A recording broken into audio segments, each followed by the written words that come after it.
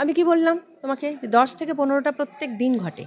আরজি কর কেন, তুমি যে কোন পুলিশ তো কিছু করে না, সেটা তো আমরা জানি। কিছু করার ওনাদের ক্ষমতা নেই, ওনাদের ক্ষমতা খর্ব করা হয়েছে। ক্ষমতা নেই আমি বলবো না, সেটা ওই পোস্টগুলোকে অপমান করা, কিন্তু ওনাদের খর্ব করা হয়েছে।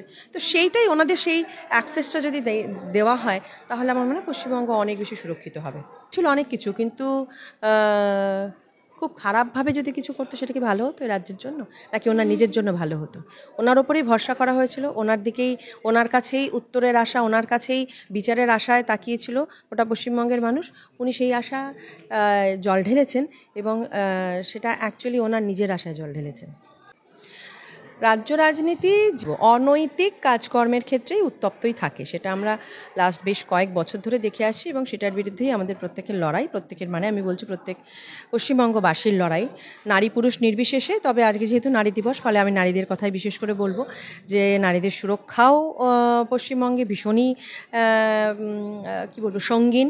তো সেই জায়গা থেকে আমরা পশ্চিমবঙ্গের সমস্ত নারীরাই এটার বিরুদ্ধে রুখে দাঁড়িয়েছি, এবং এটার বিরুদ্ধেই আমাদের যত রকম লড়াই আমরা লড়ছি এবং লড়বও।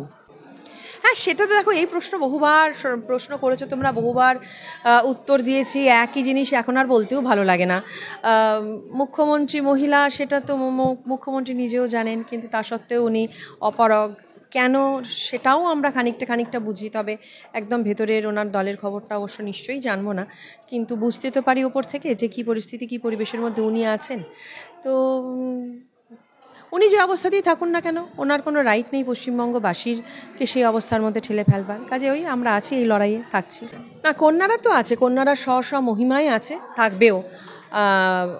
কিন্তু ওই লক্ষ্মীশ্রী, কন্যাশ্রী, এগুলোর কোনো মানে নেই, সেগুলোর কোনো মূল্য নেই।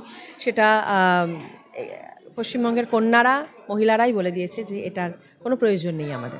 বালুরঘাট বলো বা অন্য যে কোনো জায়গা বলো, গোটা পশ্চিমবঙ্গে সবখানেরই তো একই অবস্থা।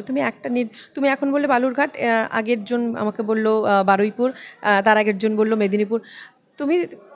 তুমি দেখো, দিনে অন্তত 10 থেকে 15টা যে কোনো রকম নৃশংসতামূলক ঘটনা পশ্চিমবঙ্গে বিভিন্ন প্রান্তে ঘটছে, প্রত্যেক দিন ঘটছে। সবার মনে হচ্ছে যে মেনে নিচ্ছে, সে মেনে না নিয়ে কি করবে, মানে মেনে তো ঠিক নিচ্ছে না, তৈরি হচ্ছে ভেতরে ভেতরে উষ্মাগুলো জমা বাঁধছে, এবং সেই সবের প্রকাশ ওই ভোটের মাধ্যমে নিশ্চয়ই হবে, সেই আশাতেই বুক বেঁধে আছে সবাই। না, হয় না, সেটা সমস্ত পশ্চিমবঙ্গের নারীরা বলে দিয়েছে অলরেডি।